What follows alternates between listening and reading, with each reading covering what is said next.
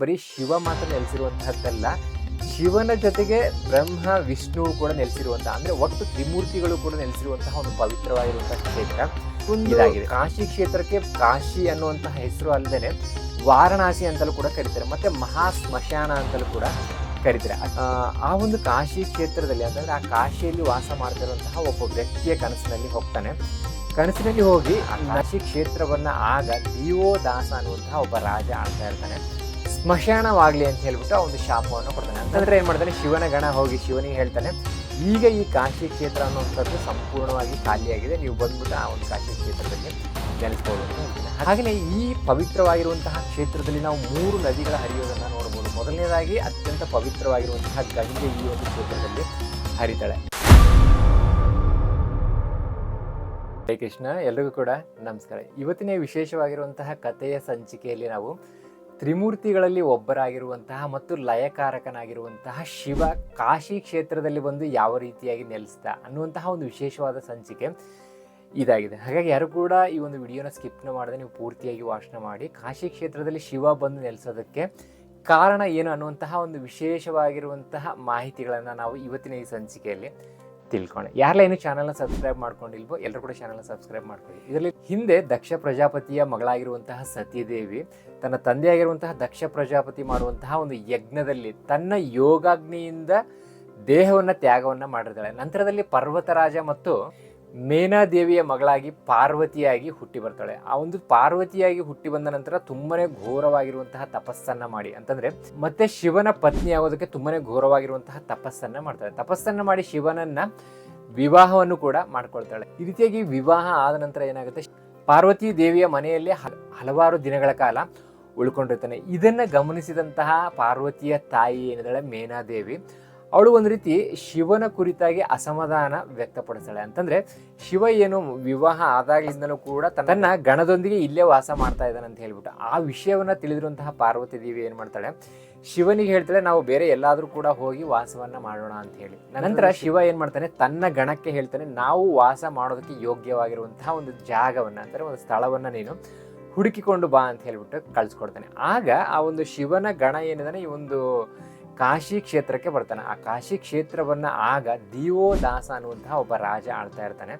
So ಆ ಒಂದು ದಿವೋದಾಸನನ್ನ ಯಾವ ರೀತಿಯಾಗಿ ಮಾಡಿ ಈ ಒಂದು ಕಾಶಿ ಕ್ಷೇತ್ರದಿಂದ ಖಾಲಿ ಮಾಡ್ಬೇಕಂತ ಹೇಳ್ಬಿಟ್ಟು ಅವನಿಗೆ ಅನ್ಸುತ್ತೆ. ಆಗ ಏನ್ ಮಾಡ್ತಾನೆ ಅವನು, ಆ ಒಂದು ಕಾಶಿ ಕ್ಷೇತ್ರದಲ್ಲಿ ಅಂತಂದ್ರೆ ಆ ಕಾಶಿಯಲ್ಲಿ ವಾಸ ಮಾಡ್ತಿರುವಂತಹ ಒಬ್ಬ ವ್ಯಕ್ತಿಯ ಕನಸಿನಲ್ಲಿ ಹೋಗ್ತಾನೆ.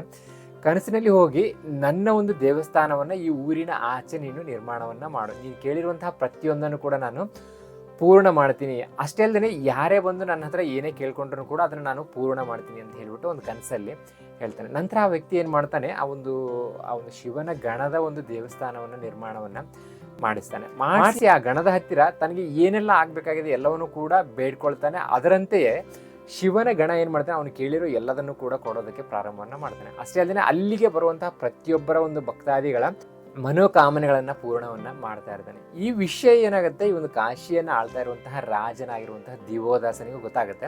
ನಂತರ ರಾಜ ಏನ್ ಮಾಡ್ತಾನೆ, ತಾನು ಕೂಡ ಹೇಗಿದ್ರು ನನಗೆ ಸಂತಾನ ಇಲ್ಲ, ಈ ಒಂದು ಸಂತಾನ ಭಾಗ್ಯವನ್ನ ಕರುಣಿಸು ಅಂತ ಹೇಳ್ಬಿಟ್ಟು ಶಿವನ ಗಣದ ಹತ್ತಿರ ಬಂದ್ಬಿಟ್ಟು ಬೇಡ್ಕೊಳ್ತಾನೆ. ನಂತರ ಏನಾಗುತ್ತೆ, ಹಲವಾರು ನನ್ನ ಈ ಕಾಶಿ ಕ್ಷೇತ್ರದಲ್ಲೇ ನೀನು ಉಳ್ಕೊಂಡು ಬೇರೆ ಎಲ್ಲರ ಮನೋಕಾಮನೆಗಳನ್ನು ಕೂಡ ಪೂರ್ಣ ಮಾಡ್ತಾ ಇದೀಯ, ಆದ್ರೆ ನಾನು ಕೇಳಿರುವಂತಹ ಈ ಒಂದು ಸಂತಾನ ಭಾಗ್ಯವನ್ನ ನೀನು ಕೊಡ್ತಾ ಇಲ್ಲ ಅಂತ ಹೇಳ್ಬಿಟ್ಟು ಸಿಟ್ಟಿಗೆದ್ದು ಏನ್ ಮಾಡ್ತಾನೆ, ಆ ಒಂದು ರಾಜ ಆ ಇಡೀ ದೇವಸ್ಥಾನವನ್ನ ಧ್ವಂಸ ಮಾಡಿಸ್ತಾನೆ. ಆ ದೇವಸ್ಥಾನವನ್ನ ಧ್ವಂಸ ಮಾಡಿಸುವಂತಹದ್ದೇ ಈ ಒಂದು ಶಿವನ ಗಣನಿಗೆ ಬೇಕಾಗಿರುತ್ತೆ. ಯಾಕಂತಂದ್ರೆ ಅವನಿಗೆ ಯಾವ ರೀತಿಯಾಗಿ ಒಂದು ಶಾಪವನ್ನ ಕೊಡಬೇಕಾಗಿರುತ್ತೆ, ಈಗ ಆ ಒಂದು ಶಾಪ ಕೊಡೋದಕ್ಕೆ ಒಂದು ಅವಕಾಶ ಸಿಗುತ್ತೆ. ಆಗೇನ್ ಮಾಡ್ತಾನೆ, ಶಿವನ ಗಣ ಆ ರಾಜನಿಗೆ ಶಾಪವನ್ನು ಕೊಡ್ತಾನೆ, ಏನು ತಪ್ಪನ್ನ ಮಾಡದೇ ಇರುವಂತಹ ನನ್ನ ಇಡೀ ದೇವಸ್ಥಾನವನ್ನ ನೀನು ಧ್ವಂಸವನ್ನ ಮಾಡಿದ್ದೀಯ, ಹಾಗಾಗಿ ನಿನ್ನ ಇಡೀ ಈ ಕಾಶಿ ಕ್ಷೇತ್ರ ಏನಿದೆ ಸ್ಮಶಾನವಾಗ್ಲಿ ಅಂತ ಹೇಳ್ಬಿಟ್ಟು ಆ ಒಂದು ಶಾಪವನ್ನು ಕೊಡ್ತಾನೆ. ಅಂತಂದ್ರೆ ಈ ಒಂದು ಕಾಶಿ ಕ್ಷೇತ್ರದಲ್ಲಿ ಯಾರು ಕೂಡ ಆ ವಾಸವನ್ನ ಮಾಡೋದಕ್ಕೆ ಯೋಗ್ಯವಾಗದೇ ಇರುವಂತಹದ್ದಾಗ್ಲಿ, ಆಮೇಲೆ ಇಡೀ ಕಾಶಿ ಕ್ಷೇತ್ರದಲ್ಲಿ ಯಾರು ಕೂಡ ವಾಸ ಮಾಡದೇ ಇರುವಂತ ಆಗ್ಲಿ ಅಂತ ಹೇಳ್ಬಿಟ್ಟು ಒಂದು ಶಾಪವನ್ನ ಕೊಡ್ತಾನೆ.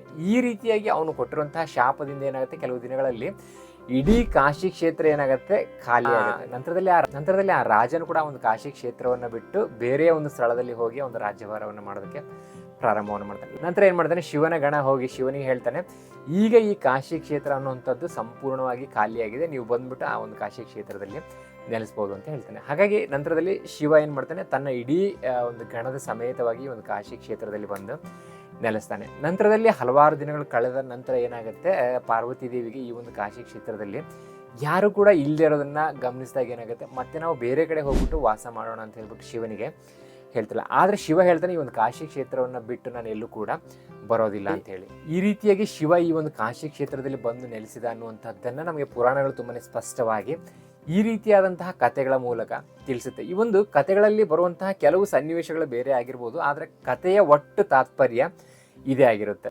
ಹಾಗೆಯೇ ಈ ಪವಿತ್ರವಾಗಿರುವಂತಹ ಕ್ಷೇತ್ರದಲ್ಲಿ ನಾವು 3 ನದಿಗಳ ಹರಿಯೋದನ್ನು ನೋಡ್ಬೋದು. ಮೊದಲನೇದಾಗಿ ಅತ್ಯಂತ ಪವಿತ್ರವಾಗಿರುವಂತಹ ಗಂಗೆ ಈ ಒಂದು ಕ್ಷೇತ್ರದಲ್ಲಿ ಹರಿತಾಳೆ. ಮತ್ತು ವರುಣ ಅನ್ನುವಂತಹ ನದಿ ಕೂಡ ಈ ಒಂದು ಕ್ಷೇತ್ರದಲ್ಲಿ ಹರಿಯುತ್ತೆ. ಮತ್ತು ಅಸಿ ಅನ್ನುವಂತಹ ನದಿ ಕೂಡ ಈ ಒಂದು ಕ್ಷೇತ್ರದಲ್ಲಿ ಹರಿಯುತ್ತೆ. ಅಷ್ಟೇ ಅಲ್ಲ, ಈ ಒಂದು ಕಾಶಿ ಕ್ಷೇತ್ರಕ್ಕೆ ಕಾಶಿ ಅನ್ನುವಂತಹ ಹೆಸರು ಅಲ್ಲದೆ ವಾರಣಾಸಿ ಅಂತಲೂ ಕೂಡ ಕರೀತಾರೆ, ಮತ್ತು ಮಹಾ ಸ್ಮಶಾನ ಅಂತಲೂ ಕೂಡ ಕರೀತಾರೆ. ಅತ್ಯಂತ ಶಿವನಿಗೆ ಪ್ರಿಯವಾಗಿರುವಂತಹ ಕ್ಷೇತ್ರ ಇದಾಗಿದೆ. ಅಷ್ಟೇ ಅಲ್ಲದೆ ಇಲ್ಲಿ ಬರೀ ಶಿವ ಮಾತ್ರ ನೆಲೆಸಿರುವಂತಹದ್ದಲ್ಲ, ಶಿವನ ಜೊತೆಗೆ ಬ್ರಹ್ಮ ವಿಷ್ಣುವು ಕೂಡ ನೆಲೆಸಿರುವಂತಹ, ಅಂದರೆ ಒಟ್ಟು ತ್ರಿಮೂರ್ತಿಗಳು ಕೂಡ ನೆಲೆಸಿರುವಂತಹ ಒಂದು ಪವಿತ್ರವಾಗಿರುವಂತಹ ಕ್ಷೇತ್ರ ಇದಾಗಿದೆ. ಹಾಗೆಯೇ ಈ ಒಂದು ಕ್ಷೇತ್ರದಲ್ಲಿ ಯಾರಾದರೂ ಮರಣವನ್ನು ಹೊಂದಿದರೆ ಅವರ ಒಂದು ಕಿವಿಯಲ್ಲಿ ಸಾಕ್ಷಾತ್ ಶಿವನೇ ಹೋಗಿ ಶ್ರೀರಾಮ ತಾರಕ ಮಂತ್ರವನ್ನು ಜಪಿಸ್ತಾನೆ ಅನ್ನುವಂಥದ್ದನ್ನು ಕೂಡ ನಾವು ಈ ಪುರಾಣಗಳಲ್ಲಿ ಬರುವಂತಹ ಈ ವಿಶೇಷತೆಯನ್ನು ಗಮನಿಸ್ಬೋದು. ಸೊ ಹಾಗಾದರೆ ಈ ಕಾಶಿಯಲ್ಲಿ ಶಿವ ಬಂದು ಯಾವ ರೀತಿಯಾಗಿ ನೆಲೆಸಿದ ಅನ್ನುವಂತಹ ಒಂದು ಸಂಕ್ಷಿಪ್ತವಾಗಿರುವಂತಹ ಕಥೆಯ ಮೂಲಕ ನಾವು ತಿಳ್ಕೊಂಡಿದ್ದೀವಿ. ಈ ವಿಡಿಯೋ ನಿಮಗೆ ಹೇಗೆ ಅನಿಸ್ತು ಅಂತ ಕಮೆಂಟ್ಸ್ಗಳನ್ನ ಮಾಡಿ, ಮತ್ತು ಯಾವ ಕಥೆಯನ್ನು ಕೇಳೋದಕ್ಕೆ ಇಷ್ಟಪಡ್ತೀರಿ ಅಂತಲೂ ಕೂಡ ನೀವು ಕಾಮೆಂಟ್ಸ್ಗಳನ್ನ ಮಾಡಿ. ಬರುವಂತಹ ಸಂಚಿಕೆಯಲ್ಲಿ ನಾನು ಆ ಕಥೆಗಳನ್ನು ಕೂಡ ಸಂಕ್ಷಿಪ್ತವಾಗಿ ನಿಮಗೆ ತಿಳಿಸೋದಕ್ಕೆ ಪ್ರಯತ್ನವನ್ನು ಮಾಡ್ತೀನಿ. ಹರೇ ಕೃಷ್ಣ.